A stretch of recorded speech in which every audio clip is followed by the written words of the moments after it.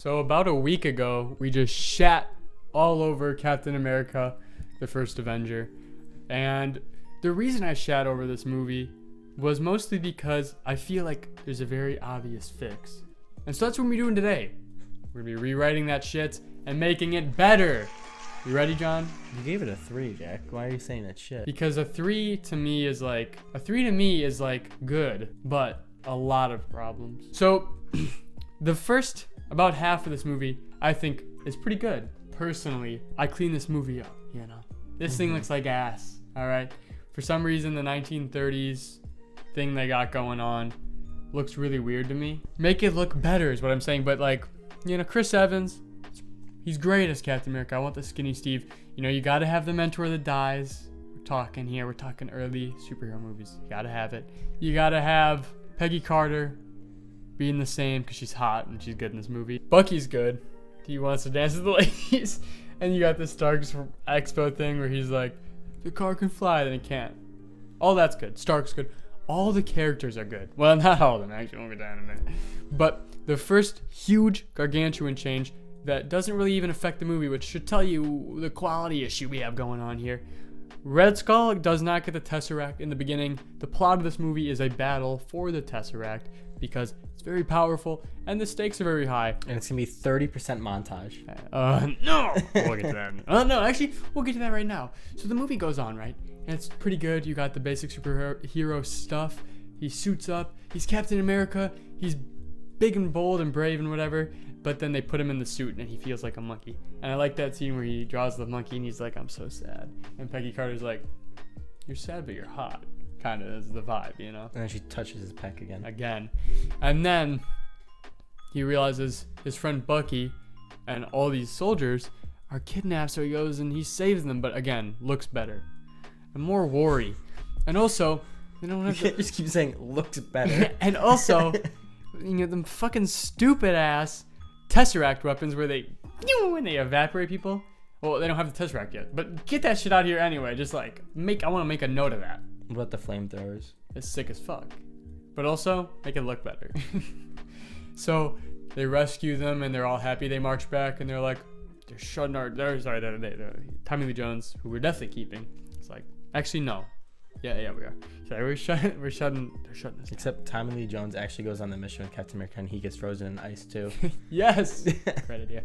We'll keep that one. So then he's like, they're shutting us down and it's like bum bum bum bum and they come back and they're like, one for Captain America. Yeah. Now that's where the movie's pretty good. It's after that props rise. Holy fuck.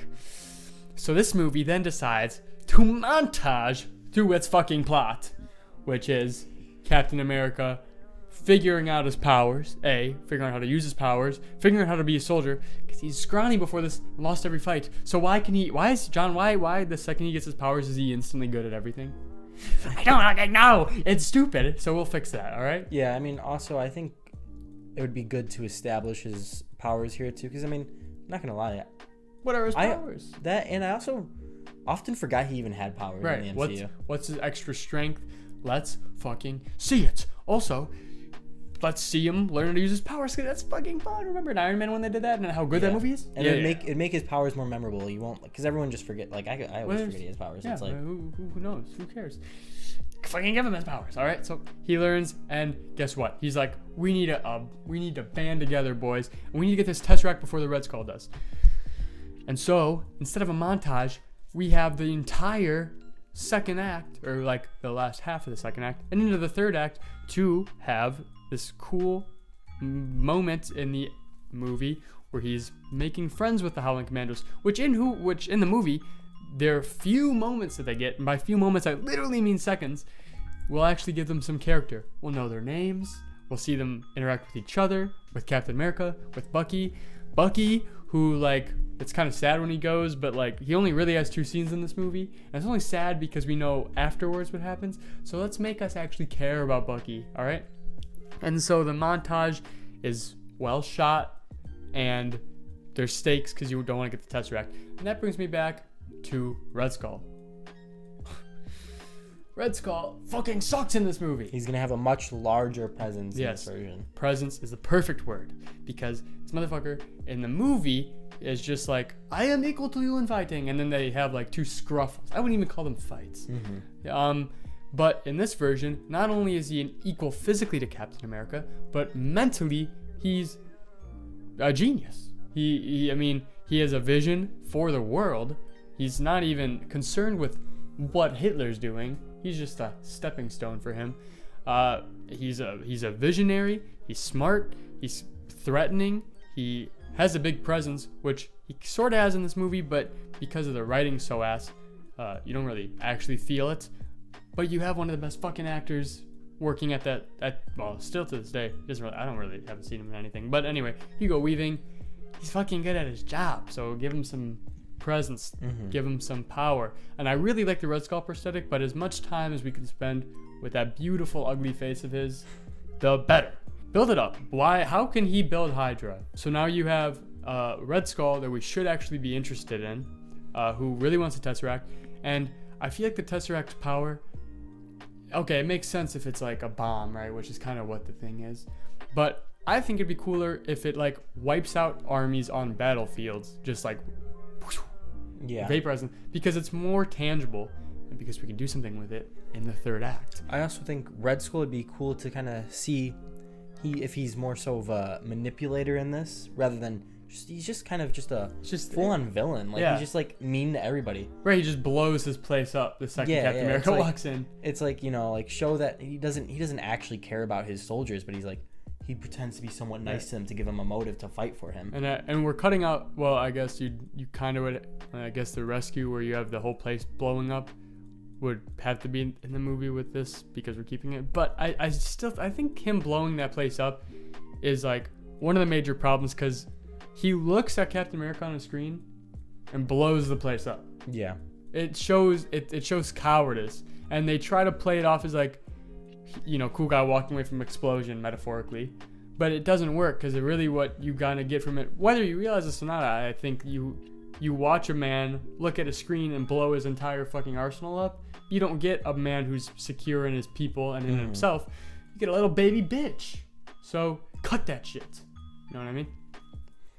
Anyway, so you get this. The montage is extended. You know Red Skull. You know his motives. You know what he's going to do if he gets the Tesseract. Stakes are high. You care about the people. And this would lead to the end of the 3rd act, where they have a little scruffle when Bucky's escaping in that whole montage. This would be where they really meet. And John, you said this. It doesn't even feel like a Captain America villain in this. He feels like a one-dimensional throwaway villain. He's a Looney Tunes villain here. When Red Skull should be not only a badass villain, but Captain America's badass villain. So build it up here. Build some stakes. Build some connection, Of course, it's kind of cliche, you'd have the Joker Batman thing where he's like, well, I'm pretty much just you. But they are. So you play on that. And I really like the line in the movie, which I guess you could put here or keep where it is, where he says, I've seen the future. He thinks he's a visionary. This is the only part I really like about him in the movie. And he's like, there are no flags, which is cool. I like the idea that he's like, there's us who are better and there's us who are worse. Yeah, it's a neat thing. And I think you could keep that kind of idea. Also, I guess it's Green Goblin, Spider-Man. It's a very cliche superhero thing to have like the bad guy think he's the good guy and they're the same. But it works. There's a reason. I mean, everyone fucking loves Green Goblin. Everyone likes the Joker. It's just, it works. There's a reason why it works. So fucking do it. Who cares? Commit. Yeah, he's just way too one-dimensional. Right. So then have the Tesseract. It's there. It's Red Skull versus Captain America. Whoever wins gets the Tesseract. Hand to hand. Brutal. Not a scuffle. An actual fight. And I think this is where you can, instead of some random Hydra soldier who just has to be bigger than the rest, killing Bucky, have Red Skull do it. Make Captain America really hate him. So have Bucky try to like come in and save Captain America or something, or have Red Skull purposely do this to Bucky. However you want to do it, fake kill Bucky through Red Skull. So then you have some tie into everything just a little bit better. But obviously Captain America has to lose. He gets the Tesseract. And this is where you can like jump some months ahead, because obviously Red Skull would probably go and take his operation smaller while he builds this up. Then you can go through as they're all fucking sad or whatever, and they think they lost the war. or they're trying to figure out what's gonna happen next. And this is where you have more time to be quiet because you have the heroes lose. Then you can have more time with like Peggy and Steve, the rest of the Howling Commandos. Because do we even see them grieve for Bucky, even though the implication is they spent months fighting together? No. So fucking put it in there. Yeah. Oh my god, it's so easy. You get a little bit of an angry Captain America here too. Depressed first. Well, yeah. But then he's like, I can't get drunk. Poor guy. But then he gets angry. God, I just saying this, it's like, I mean, this fucking shit I came up with while watching the movie in 2 hours. So, like, why is this something they missed? I don't know, but it's pissing me off, John. I'm not gonna lie. The third act is due to ass cheeks and really where this movie falls apart for me. So I think, well, I mean, this whole last half of the movie is where it falls apart, to be completely honest. But we fixed about half of it. The third act, I think it's just generally like a conceptual thing. The plane battle's decent when they're on the plane. Decent, but again, in our version, they'd be like real enemies. Captain America doesn't just hate Red Skull for his ideas. He hates Red Skull not only for his ideas, but because he killed his best friend. Yeah.